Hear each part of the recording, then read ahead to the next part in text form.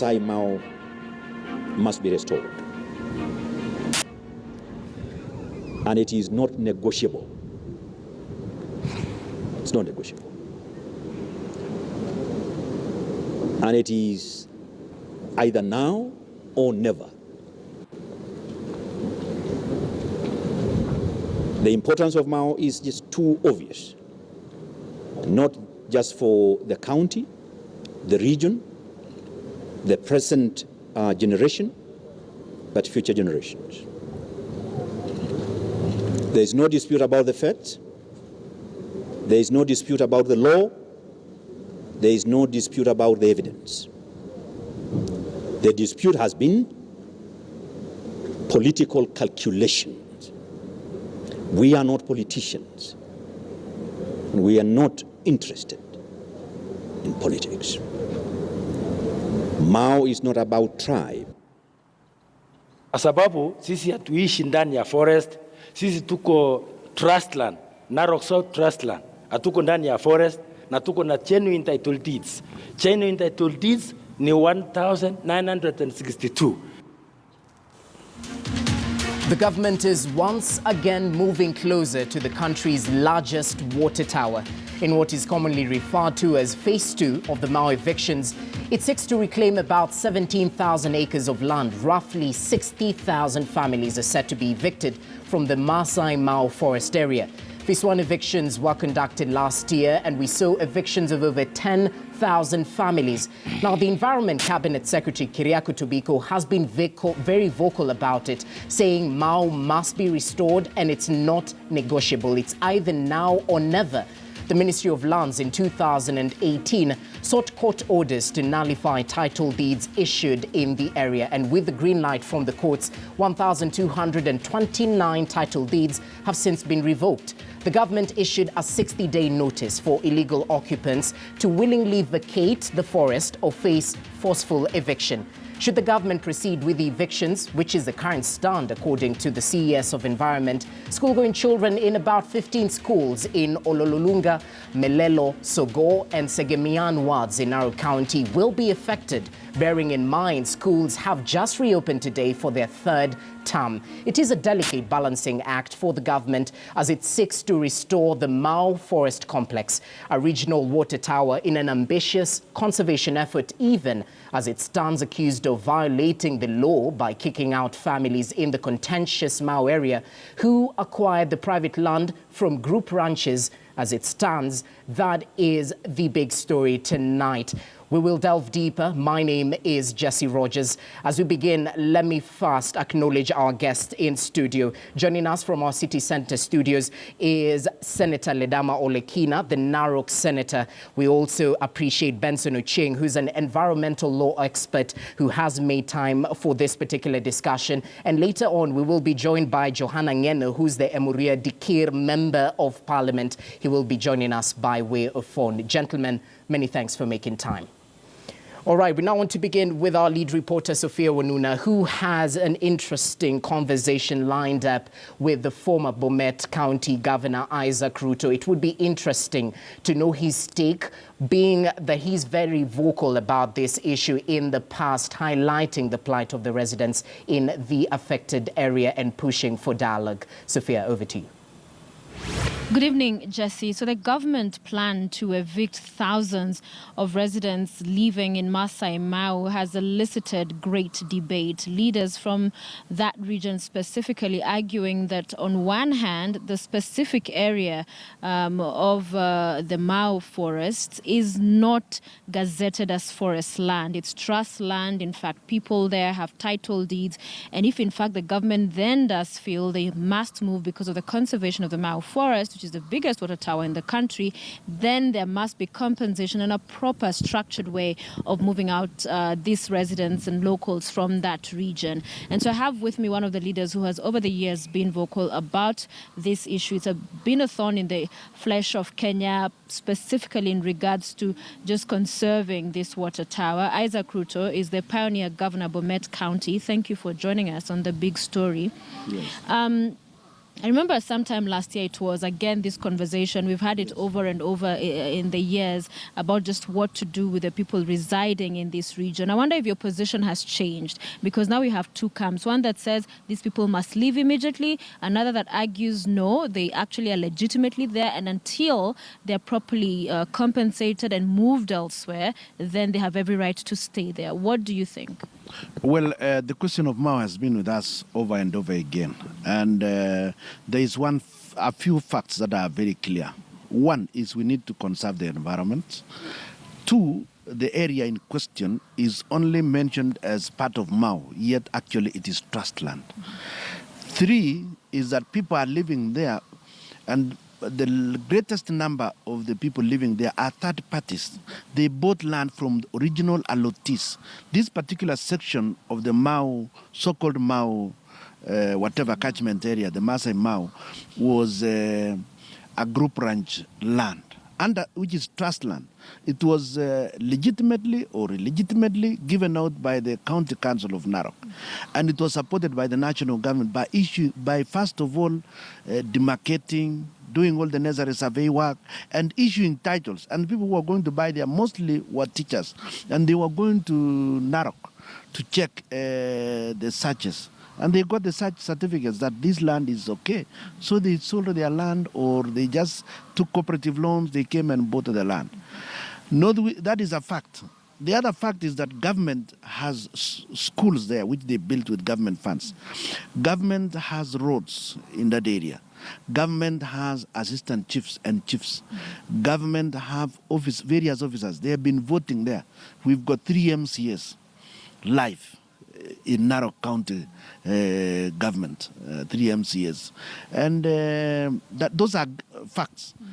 The other fact is that there is a great argument about the need to check on environmental degradation and the question of global warming, the entire environmental question across the globe. Now, what we are saying ourselves is this question has been around with us for a long time. Since it has been around for a long time, we would like, and that is what I personally have been asking all along, is that let us talk. Let's discuss. What part of this area do you want? Then let's do the due process of law. Since the land is trust land, it's not a forest land, because even KFS have no jurisdiction over that area because it's private land. But it can be gazetted as a water catchment area, and then the process of acquisition is done. If the process of acquisition is a bit lengthy or whatever it is, negotiation can be done. So we, a section of the leaders in that region, are of the view that we cannot continue like this forever. There must be a solution that we can reach. Yeah. We can discuss with the Ministry of Environment, we can discuss with OP, we can discuss with the local leaders in Narok, we can discuss with all the stakeholders involved. But and then we can agree. If there is a certain area that needs to be taken back by government, it can be surrendered. But people will have to be given adequate time and facilitation to move and where to move to, including government buying of those areas. Yeah. But it appears, even as you talk about a need to talk, that is already been overtaken by events, to the extent that we're talking about the OP and the ministry. The minister, Keriako Tobiko, speaks for the president. So this is the president's directive. And a lot of what we've been hearing from the locals is that they feel betrayed, because the same president, while campaigning, was there promising them that things would work out for them, and then now has turned around to say you must get out. So to the extent that in terms of talks, the minister has said there's no turning back. These people must go and there's no compensation. So it appears there's no time to talk. Government is keen to go forward. In fact, there's deployment of officers there. Today, we've seen some residents already move out. So this is going forward, it appears, according to government. No, I don't believe that what Tobiko is saying is entirely cast in stone. It's the president. He's a minister serving the president. We have not heard the president say anything personally on this, and we believe the president is our president. We voted him in. And he appointed this person as his minister to be able to do the work according to his vision and manifesto. I would like to believe that the president has said 1, 2, 3 when I hear it from him personally. So for me, and a section of the leaders that we are with, are of the view that we need to talk, including talking with the president or his people, and then agree on a reasonable way forward. What I know is that the president also, I don't think the president wants to see IDPs again. He has been through this process himself. He knows what IDP scenario can look like. It is very ugly. It will be very ugly when 100,000 people move out. Can you even visualize that? Can you contemplate? How do you move 100,000 people and tell them just disappear? They will not disappear. They will not evaporate. It's not snow. They will not just evaporate. They will still be around, and they will cause a nightmare. Even if they remain peaceful, it is still a pitiful sight. And the reports of children dying, the reports of mothers giving birth along the road, the report of the aged dying because of weather problems, humanitarian issues will arise. So that I don't think this country wants to see that. We have been reasonably peaceful, and it has been part of the efforts which we did together jointly with the president himself from 2008 all the way to this point in time. Remember, that region has been very peaceful, and yet that has been where Kenyans have been having nightmares over. All the problems this country has had, they all started from around Nakuru, around that area. So we don't want those things to happen again. We want to remain peaceful. Kenyans are now concentrating on development issues. We are even opening a new chapter in politics where we allow whoever has won to continue with a full 5-year term without too much politicking. There is a lot of goodwill in this republic, and we don't want to spoil that. What we want to do is to talk, and we are urging our colleagues, please go slow. Let's not hurl abuses at one another. We believe the Kenya government is a government elected by the people, and there is no way a government elected by the people will tolerate sufferings. You know, there is a difference between an academic statement about the environment and actually going to tell old mamas to get out and get lost. That's a completely different thing. The story will definitely change the moment you start pushing 100,000 people out. I don't believe that KFS have gone to evict people. KFS has no capacity to evict 100,000 people. The people I saw going down to Mau yesterday was KFS. So I presume they were simply going there to check on their forest. KFS has no jurisdiction over trust land. They have no jurisdiction. And if Tobacco acts in that manner, that is called impunity. Let me ask you then I don't think he wants impunity. He's a lawyer himself.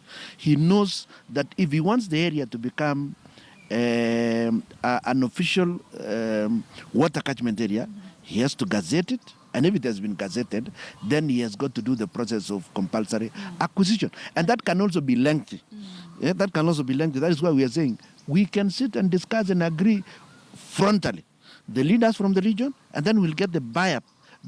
What is it called? Buy-in. The buy-in from the residents themselves. But I find it strange that you're hopeful about some talking that should happen when, as I've said, the minister does speak for the president to the extent that he has been appointed in that position. But let me ask you, do you not find merit that on one hand we've seen destruction in the Mau forest and the impact of that, leave alone of the people living there, to the whole country because of the significance of this water tower? Isn't there merit that the encroachment, these people continuing living here, is detrimental to the future of this nation? Yes, and that is why we are saying there is need to talk. And I've told you there are 3 facts that are clear. Environmental protection is one. Number 2 is that the area concerned is actually trust land. Number 3 is that there are real people living in there. There are humanitarian questions to consider. It's not just a question of relocating animals. It's not like dealing with elephants. This is a serious matter. It is a very serious matter that can lead to serious social discord. And we are not desirous of having any discord on this. We want peace, and we want the environment to come back. Look at where we are living. You can agree they need to live. It's just about how it's handled. Them being moved from this Masai Mau, you agree they need to be moved, but it's how it's done and that they are compensated. Is that the point you're making? The point I'm making is that I would like to listen to the Kenya Water Towers to take me through and tell me what are the various options available. I want to listen to the experts from the Ministry of Environment or even the University of Nairobi. Let them be brought onto the table and they tell us what normally happens in such a situation. These things must have happened in other parts of the world. How is this matter handled? They can school us And then we tell them, fine, we'll get the buy-in from the community, and we tell them, look, you will be living in March. Now make sure the schools, you locate schools where you are going, this particular area. It can also be faced that a certain area is vacated, pole, and people move, and their land is purchased. Look at what we've done about the SGR. The SGR started from Mombasa. It's now almost in Narok. And basically there is no one cry. There are a few mistakes here and there, like one school being given 3 billion and then being given to the wrong person. And then the Kenya government is also preparing to give the right person another 3 billion. You know, these sort of things happen. Why isn't it happening in Mau? Nobody is asking for billions in Mau. We can agree on a certain price and they buy up those areas. But the thing we want understood is that we are not against environmental conservation. And let me tell you, where I live myself in Bomet, last time I took Citizen to go and see, there is a very good canopy of the forest. No one has gone beyond the cut lines. What is lacking in Narok is that there is no clear cut line and there is no clear demarcation. And that the people who keep going to Narok are buying land sold by the Maasai would-be owners, because they present you with title deeds. You heard the other one yesterday saying he's now moving out and he has got a title deed. We know the name of that fellow, and he has sold all his land. And he was just on the side of the forest. He normally grazes there. And then what he was doing, he was simply taking the animals from the area to his manyata, which is only half a kilometer away from where you were filling him yesterday. That was just a stage-managed arrangement. You saw he was even wearing brand new shukas. So obviously we know the name, even the name of that museum is similar to that of the senator. So let me ask you this, Governor. Let me ask you this, that at the end of the day, the concern around the politicization of this issue, because you appear hopeful and are calling for talks, but you have the likes of the leader of majority in the Senate who has come out vocally against and opposed to these evacuations. He is the leader of government business, in essence, in the Senate. So he is government. So to criticize and call upon government which he serves in, for many Kenyans, they're wondering, so who is government? Who are they to call upon, even if government itself is calling upon government? So at the end of the day, what hope do they have? So there's a concern on politicization, that we've had this over and over. We have task forces come out with reports. We've had different sentiments made, even by the president himself on this region. So really, we cannot just keep hoping. Something must give. What is that? That is dialogue. Let me tell you, the politicization of the region is wrong, and I'm against that. And indeed, I came out yesterday and told them, please tone down. And I'm definitely going to move strongly with my colleagues, Franklin and others, that we tell the MPs, please hold on. Let's handle this as elders now. There are times we have also participated in brinkmanship politicking, and it has not solved anything. If anything, it has only postponed the problem. What we are simply saying is that now we believe we are senior leaders in the region, and we can engage government. Government in this case means the office of the president. The office of the president is in charge of everything in government. And what other ministers in various areas, those ones are supporting it to the president. And we are simply saying we will engage with the government up front, and we believe they are listening to what we are saying, and that we will tell our colleagues to hold on, hold their horses. These are people who have been with them. They have been with the government all along. They are functionaries. These MPs are just like that. They've been talking that way all along. What we are simply saying ourselves that this is a matter of life and death for some individuals. This is also a very serious matter for the region. The environmental question is a serious matter for the entire region, the East African region, including the whole world. So what happens then if, say, tomorrow the police move in and forcefully begin to evict the residents? Because the CS has been categorical about it. We've seen some deployments there. As I said earlier, there are people already leaving for fear of now the damage and destruction that would come with forceful eviction. What happens when that, if at all, it begins? I can't countenance that.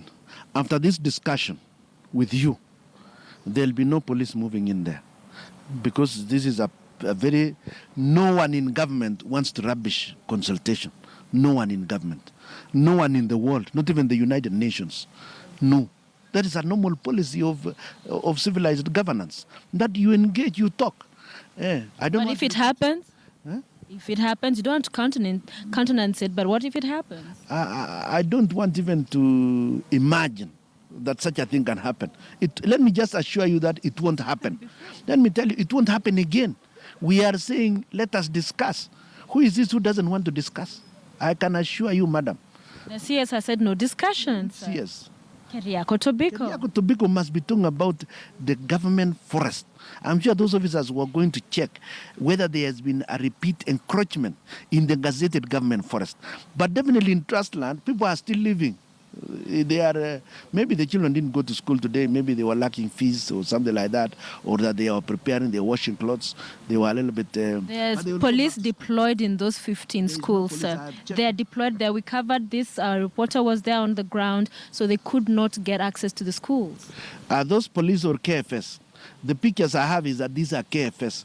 I'm sure they missed where they were going, imagining that this was possibly a camp. Yeah? And they are yet to be given the correct destination where they should go. Right, so, madam, let's talk with you on Friday, and then you tell me whether they are still there. All right. Thank you very much. Then I'll go and check on Saturday to also confirm. With my age, I'm becoming Thomas, that I want to see first before. Well said. Thank you very much. Isaac Ruto, former Governor Bomet County. He is optimistic that the government and all stakeholders should be open for dialogue before any of the drastic action that has been threatened, or rather the government has warned would be taking place. Yes, because saying that they would be forcefully evacuating those that are in this region that is contested as far as environmental conservation is concerned. So a story we're continuing to watch, but very interesting and important to hear also, Jesse, from the other side, what the environmentalist has to say, and Senator, concerning this issue. All right, definitely interesting conversation right there, Sophia Wanuna. And just as you've alluded, we have a conservationist or an environmentalist, an environmental lawyer in studio, law expert rather. Benson Ucheng is set to delve deeper into those pertinent issues. I've had former Bomet Governor Isaac Ruto highlight various issues. Number one, the conservation of the environment is keen. They're not against that, but a couple of issues are arising, which we will definitely delve deeper into. The trust land vis-a-vis the forest land issue, matters of gazetting it, what are the alternatives in terms of negotiation and consultation, and as well as the infrastructure that the government has invested in this particular area. Speak of 15 schools, speak of other forms of infrastructure as including road as well. We'll definitely delve deeper into this. Benson Ucheng is already in studio, and Senator Ledama Olekina, who has been very vocal about this issue. You can definitely look forward to that particular conversation in the second part of the broadcast. Let's take a short break, but before we do, we are highlighting the latest that is happening as of now, all in regards to the Kibra race, which the seat fell vacant after the death of the former Kibra Member of Parliament, the late Ken Okoth, last month. As it stands, Jubilee Party has nominated MacDonald Mariga as its candidate for the Kibra mini poll. That is according to the party's National Election Board Chair, Andrew Musangi, who the party Secretary General Raphael Tuju, while disclaiming the letter that made rounds on social media last week, saying the party had forwarded at least 5 candidates in this Kibra mini poll. That is what stands as of yet. We're waiting for the candidate, MacDonald Mariga, to speak following his successful nomination, and we'll definitely keep you informed about that. Let's take that short break. We'll be back with the big story.